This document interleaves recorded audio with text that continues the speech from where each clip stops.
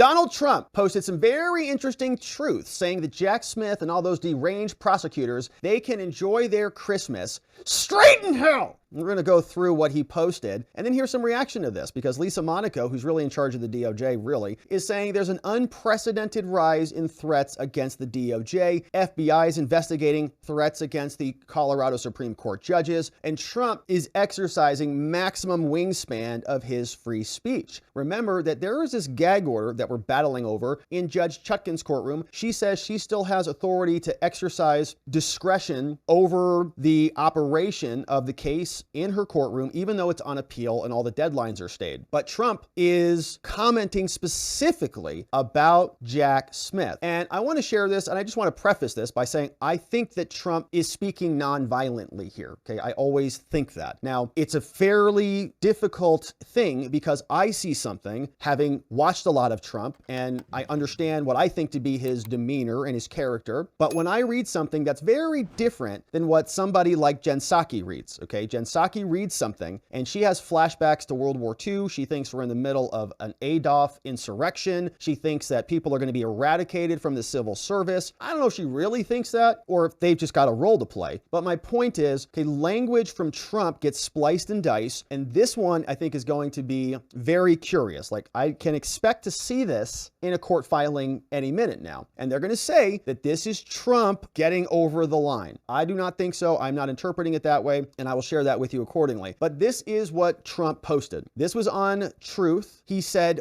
Biden's flunky, deranged Jack Smith, which he's allowed to say now, he can call out Jack Smith by name, should go to hell. See that? And that word should, I think Judge Chutkan is having an aneurysm over that one right now. Now, of course, the interpretation of that would be after the natural expiration of a person's life, after somebody, meets their maker, whenever that's going to happen to be. There are opinions about where someone should go. Okay, we say that all the time. Where they should go. And I personally try not to even think, in these terms. Like as Trump's criminal defense attorney, this type of statements give me a little bit of a panic attack. But as somebody who thinks that Trump should be able to exercise maximum free speech, I think that what he's doing here is very interesting. Okay, it's very provocative, certainly, but it is etching in a line. And it's going to be curious to see what the DOJ does with it. But here's my point. Certainly, Trump's statement, that phrase, that word should, is I think a lot of attention will be paid to that single word. It could be can go to hell, will go to hell. There's a lot of different words you can put in there, but should implies missing a temporal element to it that they are going to freak out about. I can just envision it. So anyways, the rest of his statement says, he is helping his corrupt and incompetent president to destroy America through weaponization and election interference. Smith is a crooked prosecutor who shouldn't even be allowed to be in the position he's in. It's prosecutorial misconduct. And he's talking about a ruling here, a motion that we've already talked about from Ed Meese from the Ronald Reagan era has him figured perfectly. And we read through that full amicus brief. Ed Meese was saying that Jack Smith is illegitimate. He was appointed by Merrick Garland, but not by the president and not confirmed by the Senate. So it's an invalid appointment under the special counsel statutes. So that was the first incidence of the hell word from Trump. And then he also posted some other things on the line. He said, softball question from ABC Fake News to Attorney General Garland's boss, Lisa Monaco, who we're going to read about in a minute, asked the question to Lisa,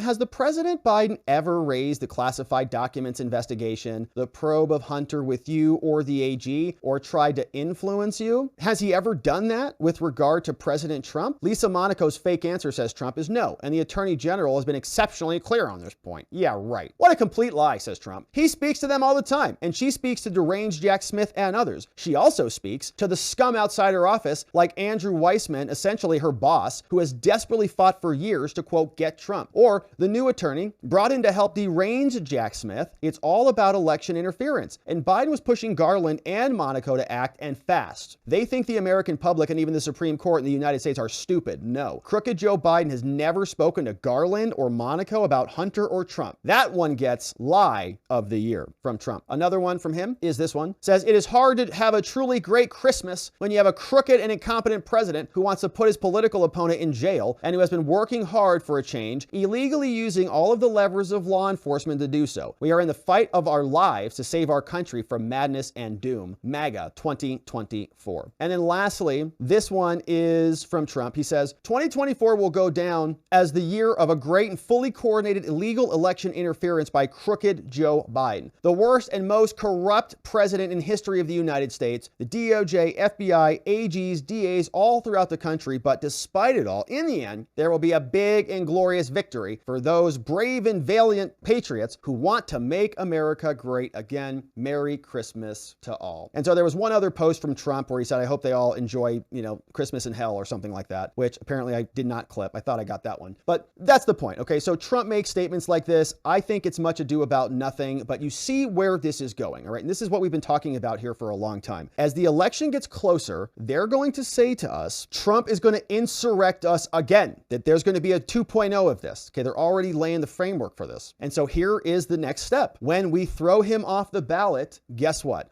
The judges in Colorado, they're getting attacked now. So the FBI needs to investigate. And who are they going to investigate? Oh, the critics of the people who are removing Trump from the ballot. What happens next? Lisa Monaco says there's going to be an unprecedented rise in threats against the DOJ, and they're going to tie it directly back to statements like that. Okay, like Trump is saying that Jack Smith should go to hell tomorrow, which is not what I'm reading it to be. But you can see how Jen Psaki is going to take that. It's probably going to be on the screen on CNN, the rest of the week. So Lisa Monaco was investigating threats against the DOJ. From Lisa Monaco tells us that the Deputy Attorney General, she said on Sunday that the government weaponization claims of government weaponization, which is kind of like this whole channel, have contributed to an unprecedented rise in threats against public officials, which I have always condemned here, always. I want all people to have nice, long, fruitful lives, and I hope our misguided public officials and like the deranged thugs like Jack Smith, I hope they wake up. They could be useful to America. If they wake up and they go, what am I doing here with my life? Why am I doing this to America? I have to live in this country. I hope they wake up and realize and come to the table. But my point is, this is already illegal, okay? It is never a good idea to even really message public officials unless you absolutely have to for like legal services or for services, right? Anytime that Joe Biden says, send me a text, America, bad idea. Okay, these are all traps. Anything that's even interpreted as a threat is going to be deemed a threat, and the person sending that will end up on a list. And it's already illegal to do that, and like very illegal. Like threatening your friend or your coworker is very different than threatening a public official. They make the rules to protect themselves aggressively. So here's what they say. Monaco shows up on ABC News. She pushed back strongly on Republican claims of a DOJ that's been weaponized. She says those claims bear no resemblance to the Justice Department that I know. We're all just doing justice together. It happens to be against a political opponent that we all detest, but it is still justice. She says the Justice Department that I know, and that's a bad statement. Like you just say, I don't know it. Well, are you like reading the news? She says it's filled with dedicated men and women, investigators, lawyers, prosecutors, analysts, professional staff who get up every day. They get up without regard to who's in the White House or who's in Congress. Of course, they don't care. They don't care who's in charge. Their job is to go push for the Democrat Party regardless of who's in Congress or who's in the White House, and they do it. When Biden's in charge, they just cover up for Hunter. When Trump's in charge, they make up fake indictments. When they're bored, they just go indict people for fake kidnapping crimes. When they really want to make sure they can hit their political enemies, they fail to secure the Capitol building, the most secure building in the whole world, when all the Congress people should be there. It's all rigged. Anyways, Monaco said, these claims really bother her, and they contribute to the toxicity of the Washington environment. Poor Lisa, as she's indicting her political enemies and the J6ers are rotting away in gulags, says what we've seen is an unprecedented rise in threats to public officials across the board. Already illegal. Law enforcement agents and prosecutors and judges with their areolas and election officials, and we are seeing that and responding to it. I'm sure they are. I'm sure people are getting charged with felonies all over. So it's really hard, okay? Maybe the Justice Department shouldn't be such a politicized tank of garbage, okay? And people wouldn't be upset with you, and it wouldn't be so toxic. Maybe you should separate justice from your political vendettas, and things would tone down a little bit. And I'm not endorsing any of these comments or threats or harassment, right? It is illegal, and I really encourage everybody to not do anything even resembling that. Of course, you already know that. But the point is, several members of the Republican Party, notably President Trump and several GOP congressional leaders, have repeatedly claimed, they say without evidence, look, every single video on this channel is one bit of evidence. There is is weaponization of the federal government, and that government agency is working to promote Biden's so-called political agenda against Trump. Monaco reiterated. She said that special counsels Jack Smith, who is illegal, and David Weiss and Robert Hur are conducting their respective investigations in an unbiased manner. David Weiss worked with Hunter's brother and has been in Delaware for years, and Robert Hur has like 1/50th of the budget to investigate this, and the whole thing is going to just be buried. Now, Hunter has had his tax crimes also investigated. Whistleblowers came out. We already know that they blew the whistle on that. We know that DOJ was trying to ensnare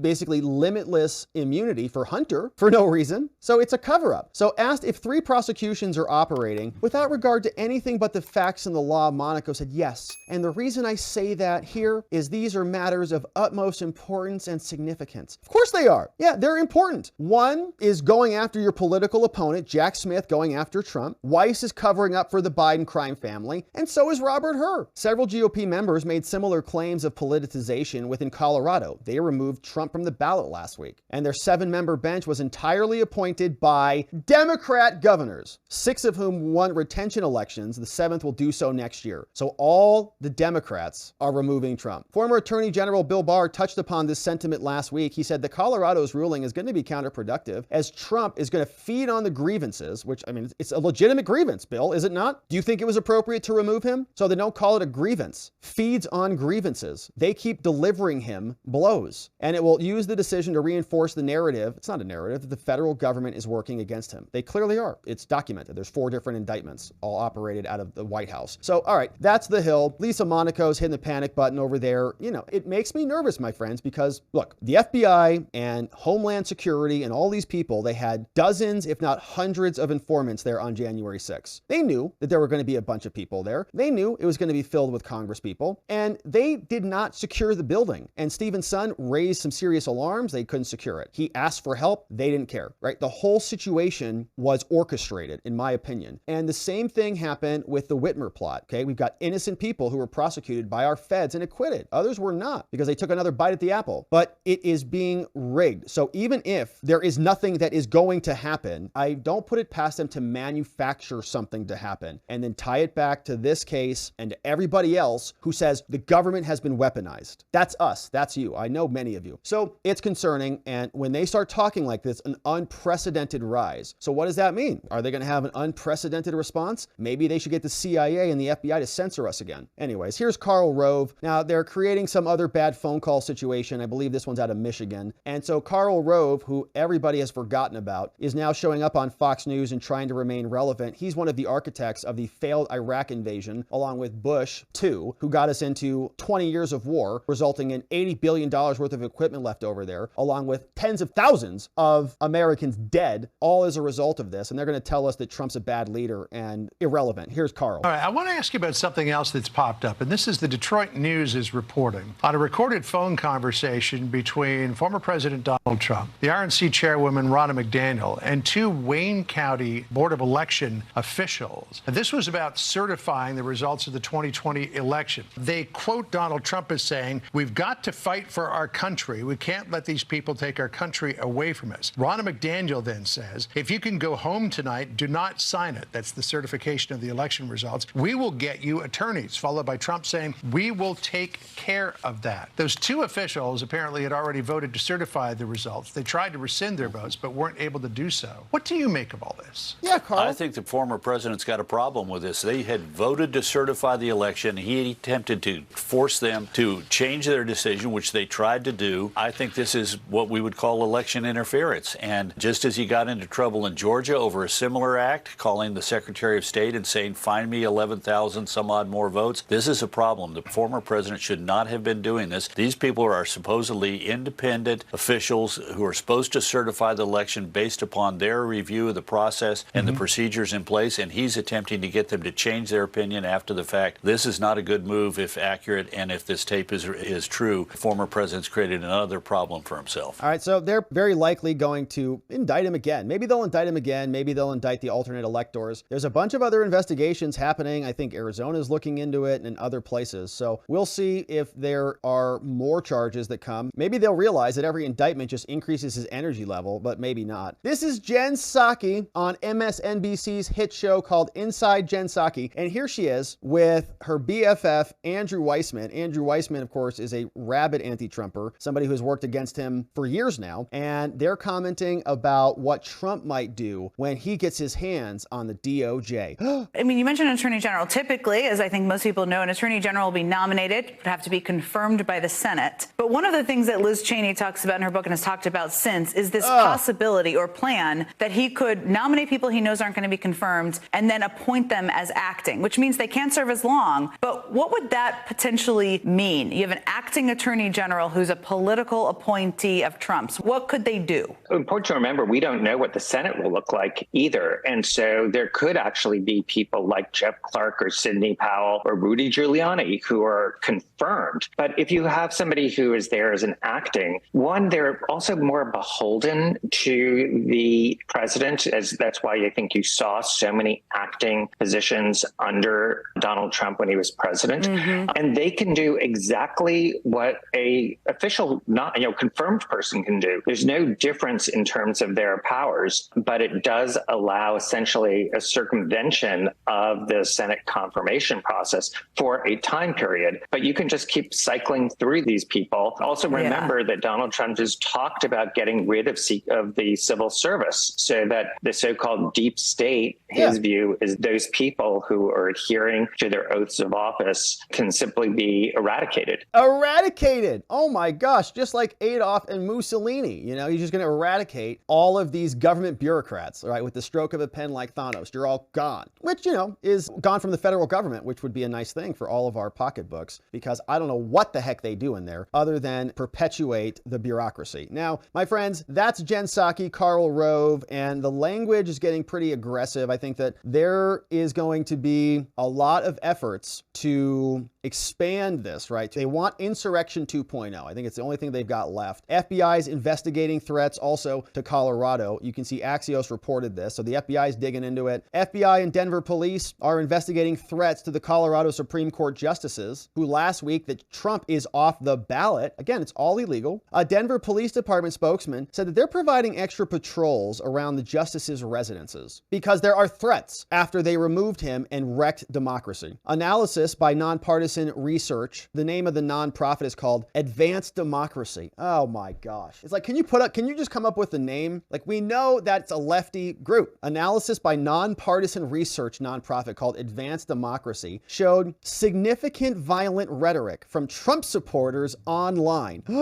against the justices. Significant violent rhetoric. What are we calling morons and idiots? Is that violent rhetoric? Those judges did a terrible job, they're wrecking American democracy, like those types of things. I don't think that's problematic at all. In fact, I think that's free speech, but I don't know what they classify it as. NBC reported about the ruling. There are posts that demand the judge's personal info, all of which I oppose, okay? Any swatting, any of that stuff, I oppose. But they don't oppose it. They had people protesting outside Judge Kavanaugh's house and Amy Coney Barrett's house. Now, the FBI is aware of the situation. We're working with local law enforcement. It says we'll vigorously pursue investigations of any threat or use of violence committed by someone who uses extremist views to justify their actions regardless of motivation. Who issued that statement? I want to know who wrote that statement. That's the FBI? What is this extremist view? What does that mean? Like, you're upset that a judge removed a candidate from the ballot? Is that extremist? Okay. The Denver Police Department spokesman confirmed officers were, quote, investigating incidences directed at the Colorado judges and will continue to work with law enforcement to thoroughly investigate any reports of threats or harassment, both already crimes, which is good. They should, right? If you're threatening or harassing someone, yeah, you're going to get investigated for that. That's illegal. But if you're talking online that these judges are demented, that's a different category. Now, police will provide additional safety support if requested. A spokesman from Colorado said via email that it did not comment on security-related matters. So just so you know, like, you see where this goes, they do something monstrous and anti-democratic. You complain about that because you have free speech in what used to be an American democracy, and they say you are a violent extremist, and the FBI is pursuing you, maybe, for using extremist ideology to pursue, I guess, your political ends or something. So, all right, my friends, that is about what we expect. I am, unfortunately feeling like we're going to see more of this. Like, they're going to ratchet this up. They're going to do something to either cause somebody to snap, or they will orchestrate the snap.